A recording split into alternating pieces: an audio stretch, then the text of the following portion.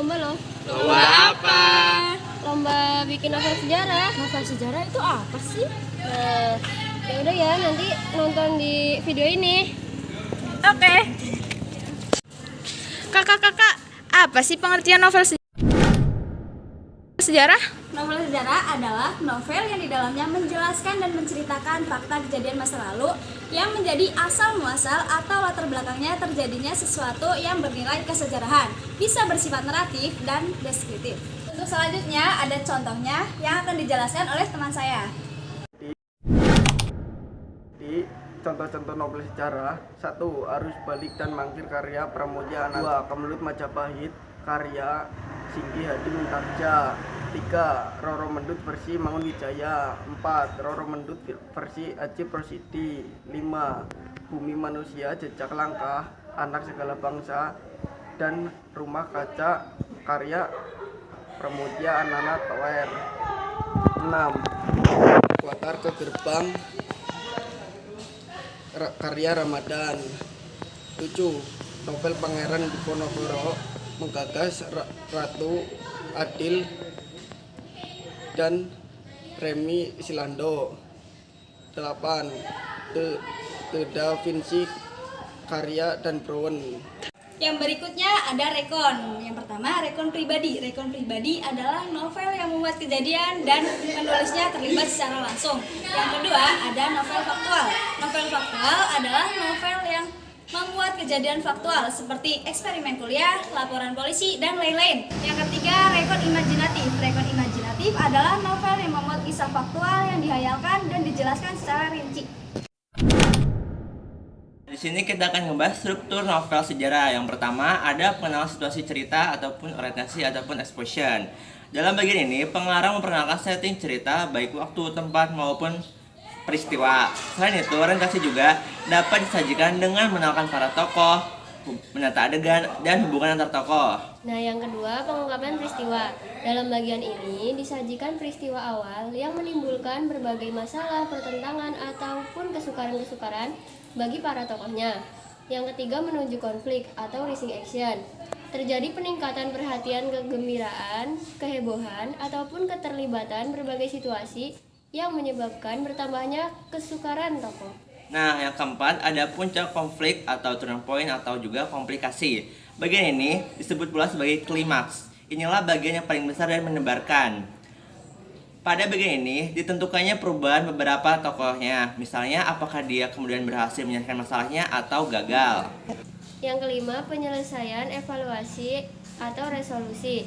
Sebagai akhir cerita, pada bagian ini berisi penjelasan ataupun penilaian tentang sikap ataupun nasib-nasib yang dialami tokohnya setelah mengalami peristiwa puncak itu.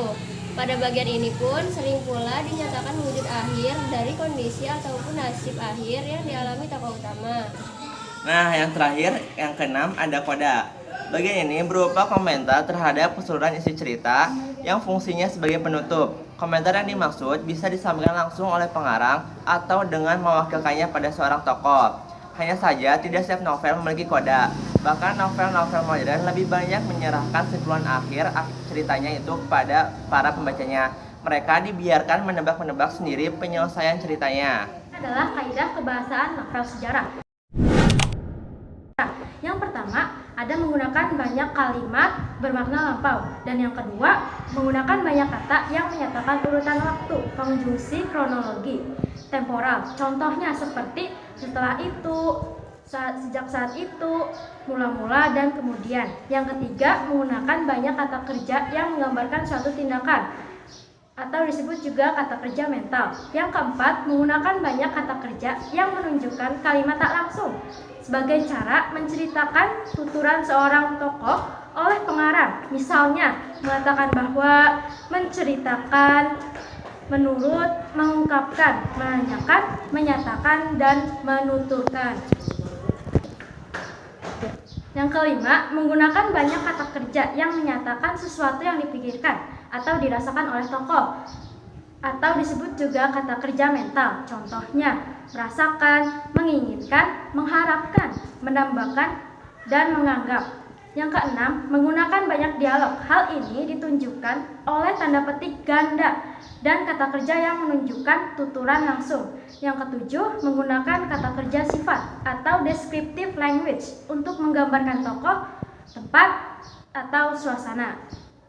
Nilai-nilai dalam novel sejarah. Yang pertama ada nilai budaya. Nilai budaya adalah nilai yang mengandung hubungan yang mendalam dengan suatu masyarakat, peradaban, dan kebudayaan. Yang kedua ada nilai moral atau etik. Nilai moral atau etik adalah nilai yang memberikan ajaran yang berkaitan dengan moral atau etik. Yang ketiga ada nilai agama. Nilai agama adalah nilai-nilai dalam cerita yang bersumber dari nilai-nilai agama. Yang keempat ada nilai budaya. Nilai budaya berkaitan dengan tata pergaulan antara individu dan masyarakat. Yang kelima ada nilai estetik. Nilai estetik adalah nilai keindahan, baik dari struktur pembangunan cerita, fakta cerita, maupun teknik penyajian cerita. Nah, yang terakhir ada kelebihan dan kekurangan novel sejarah. Kelebihan novel sejarah adalah bahasa dan cerita yang lebih menarik namun tetap tidak meninggalkan latar belakang sejarah. Nah, kekurangan novel sejarah adalah terdapat unsur pengarang yang subjektivitas dan kurang novel sejarah yang sesuai dengan materi yang dibahas dalam pelajaran sejarah.